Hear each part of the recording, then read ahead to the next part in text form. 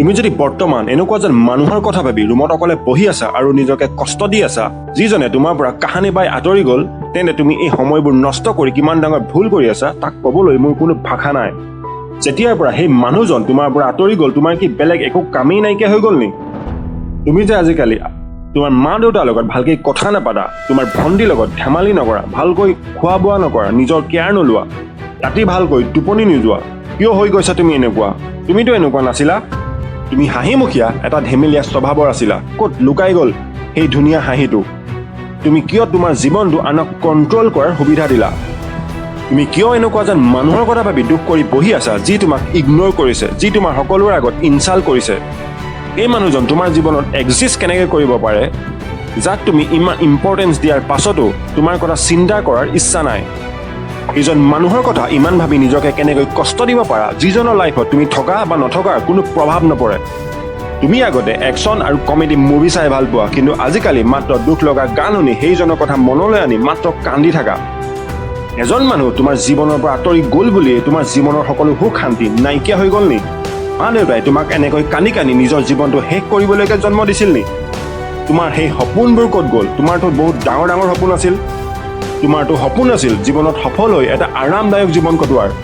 মা দেউতাই তোমাক লৈ আশা কৰি আছে তুমি জীৱনত সফল হ'বা, বুঢ়া বয়সত তেওঁলোকক অলপ আৰাম দিবা, আৰু তুমি এই মূল্যৱান সময়বোৰ ৱেষ্ট কৰি আছা।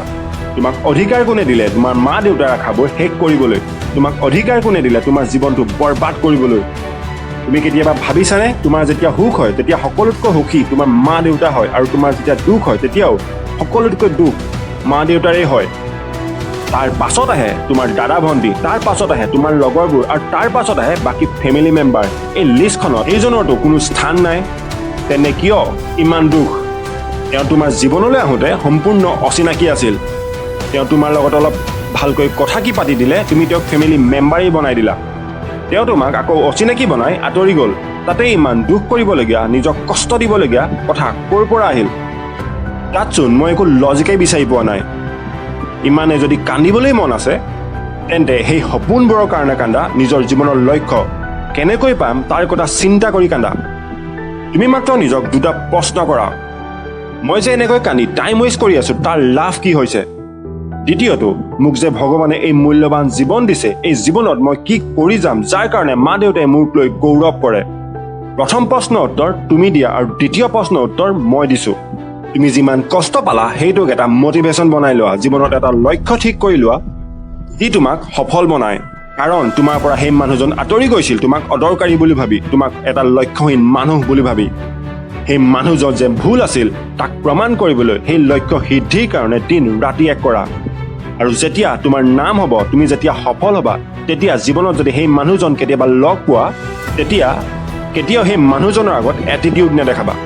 তুমি সেই মানুহজনৰ ওচৰলৈ গৈ ধন্যবাদ দিবা আৰু ক'বা, তুমি মোক ইগন'ৰ কৰাৰ বাবেই, তুমি মোক ইনচাল্ট কৰাৰ বাবেই আজি মই সফল হ'ব পাৰিলোঁ। তোমাৰ লগত থকা হ'লে মই এই মূল্যৱান জীৱনটো শেষ কৰি পেলালোঁ হয়। ফলত মই আজি এই জীৱন পাবলৈ সক্ষম নহ'লোঁ হয় চাগে। জ্বলাই লোৱা অন্তৰত এনেকুৱা জুই একুৰা যাক তুমি লক্ষ্য সিদ্ধি নোহোৱালৈকে নুমুৱাব নোৱাৰা। ভিডিঅ'টো ভাল লাগিল তেন্তে ভিডিঅ'টোত এটা লাইক আৰু চেনেলটো ছাবস্ক্ৰাইব নকৰাকৈ নাযাব। নমস্কাৰ, জয় আই অসম।